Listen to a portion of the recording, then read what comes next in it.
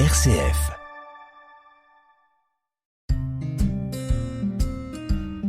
Bienvenue dans Paroles et chemins de prière sur RCF Cœur de Champagne.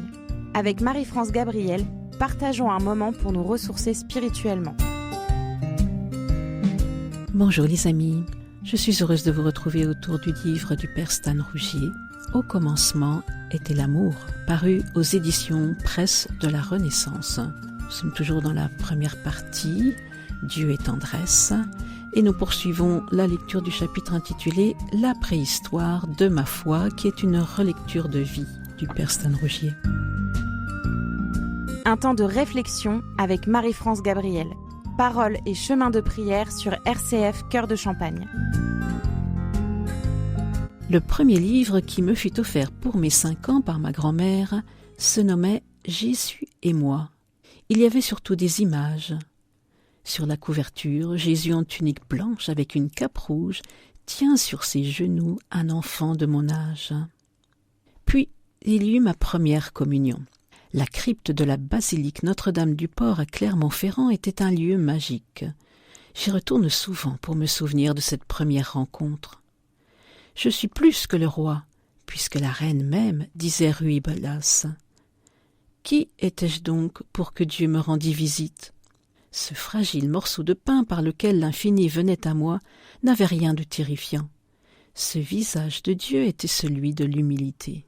Et puis des expériences religieuses me furent offertes dans le cadre du scoutisme. À chaque sortie, nos cheftaines nous proposaient une halte de prière et de chant dans une chapelle. Après une journée riche en aventures, c'était le temps de l'action de grâce. Il en fut ainsi plus tard chaque soir durant nos camps d'été. Au dernier moment de la veillée, lorsque le feu n'était plus que braise, nous chantions un cantique. Avant d'aller dormir sous les étoiles, doux maître, humblement à genoux, tes fils t'offrent leur cœur sans voile. Si nous avons péché, pardonne-nous. Ensuite, sous les tentes, le silence s'imposait.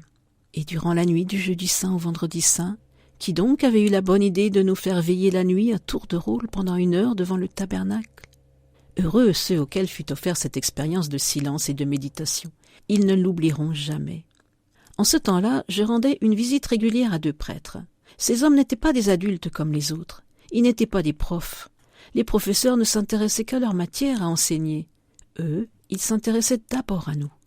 Ils n'étaient pas des parents non plus, auxquels auraient pu nous lier des dépendances affectives. Ils étaient des confidents et des sourciers. Pour mon épreuve religieuse, sorte de badge, j'avais à raconter la vie d'un saint. Je résumais avec beaucoup d'émotion la vie d'un missionnaire. Sa photo sur la couverture du livre était impressionnante.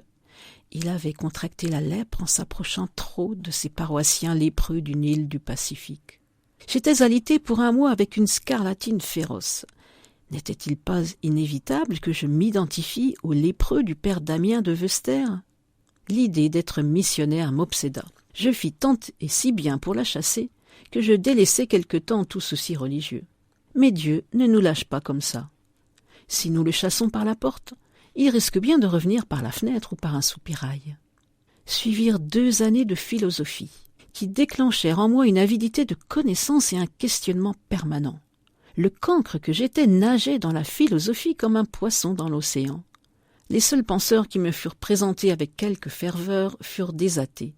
Nietzsche, Marx, Freud, Sartre, Rostand, Merleau-Ponty, Camus et quelques autres définissaient l'horizon indépassable de la pensée.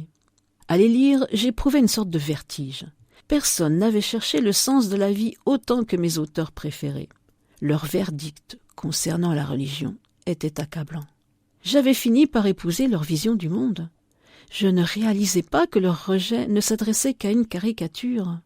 Hélas, cette caricature avait tout de même été proposée par l'Église en certains de ses représentants célèbres. Je pense à un sermon de Louis Bourdaloue. Les pécheurs ne veulent pas reconnaître Dieu comme Père, ils seront forcés un jour de le reconnaître comme juge. La plupart de mes amis ont tourné le dos à la foi de leur enfance. Leur réflexion n'était pas plus tendre que celle des philosophes athées. Pourquoi as-tu créé un monde aussi infect ? L'athéisme avait à mes yeux davantage de noblesse que la religion. L'idée que la foi puisse être une fuite du réel, une belle illusion, un beau rêve, me semblait solidement étayée. Les catastrophes naturelles ajoutées aux horreurs récentes de la guerre semblaient être la signature d'un démiurge fou. L'histoire n'était qu'une succession de massacres. Si Dieu avait créé l'homme à son image, alors Dieu était sadique. Un temps de réflexion avec Marie-France Gabriel. Paroles et chemin de prière sur RCF Cœur de Champagne. J'allais devenir comme un torrent privé de sa source. Un vide se creusait en moi, la trace d'une absence. Je me flattais parfois d'être athée. Si Dieu n'existait pas, la culpabilité n'avait pas de raison d'être. Il n'y avait plus de péché. L'œil qui poursuivait Caïn dans la tombe n'était qu'un simple cauchemar. Mais je cherchais Dieu pour ne pas mourir. Mais quel Dieu? L'éternel célibataire des mondes de Chateaubriand? Très peu pour moi. L'invertébré gazeux de Nietzsche? Encore moins. Le voleur des énergies humaines de Rimbaud? Ah non. La cerise sur le gâteau du dimanche? Le Dieu Père Noël? Non plus. Le Dieu vengeur, le Dieu terrible? Il ne m'intéressait pas. Je laissais à d'autres le Dieu des astrologues et des énergies subtiles. Alors quel Dieu? Dans Pensée d'un biologiste de Jean Rostand, je lisais ceci. L'homme est un miracle sans intérêt. L'affreux quand on meurt, c'est de disparaître sans avoir rien compris. Un Dieu, je n'en demande pas tant, mais seulement que nous ne soyons pas un morceau de boue un peu plus compliqué et que l'esprit ne soit pas une vaine prouesse de la matière, qu'il y ait peut-être une sorte de vague quelque chose. N'y est-il rien entre l'horreur et les contes de fées? Nulle part l'homme ne trouve un écho à ses exigences spirituelles. Le monde qui l'entoure ne lui propose que le spectacle d'un morne et stérile charnier où éclate le triomphe de la force brute, l'indifférence aux individus, à la vie. Ceux qui croient en Dieu y pensent-ils aussi passionnément que nous, qui n'y croyons pas, pensons à son absence? Un moment de prière avec Marie-France Gabriel. Paroles et chemin de prière sur RCF Cœur de Champagne. Seigneur, nous te confions tous ceux qui se disent athées, incroyants. Viens aiguiser en eux la recherche du sens de leur vie et viens mettre sur le chemin de vrais témoins de ton amour. Avant de nous quitter, je vous propose d'écouter un chant du groupe choral Psalmodie, chant intitulé « Sa grâce est grande ».